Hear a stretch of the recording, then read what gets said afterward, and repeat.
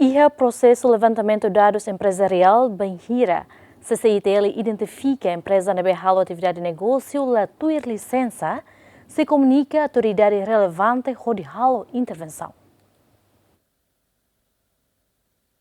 Dada uma equipa técnica da Câmara Comércio e Indústria Timor-Leste, halo hela levantamento de dados empresarial e a território nacional, objetivo é tu controle a atividade de cada empresa durante la tuirtuni licença nebe antes ne empresa sira heta no se serva IP. Tamba tuir presidente Câmara Comércio e Indústria Timor-Leste, Jorge Manuel de Aroso Serrano, durante ne a empresa balon usa licença o se serva IP, hala fale atividade selo, nebe bele la tuir licença nebe sira trata, no ne a processo levantamento dados empresarial Banhira identifica a empresa nebe comete e dane CCITL se comunica a autoridade relevante o de halo intervenção. Tem trata de licença ida, por exemplo, kita colhe los baru licença o lorone ne los botir segredo do mundo.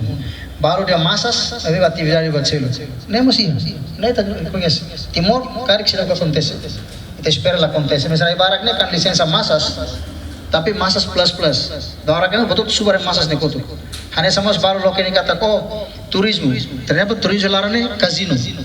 Sesuatu ini kita verifikan. Daí daí orang kata ko levantamento de dados temas. Etan, sem dúvida, tem fora uma CRVP para depois contratar a festa, a autoridade competente para a tubela atua. Equipa técnica da Câmara Comércio e Indústria Timor-Leste da UNE halo ona levantamento de dados empresarial e município dele, no tuir plano setor e município Sirahoto e a território nacional. Tuir dados se serve IP o se tina rihun rua sanu recintolo to tina rihun rua ronulo recin lima, total tipo atividade nebe empresa railaran no railiur sira hetan licença, o de loque atividade negócio e a território nacional, hamutuk rihu ne nulu recintolo atau situ resin. Além de nemos, husi atividade hirak nebe empresa sira hetan licença e a atividade basic rihun ida maktaka ona. Santina de Jesus, Jacinto Fuca, GMN.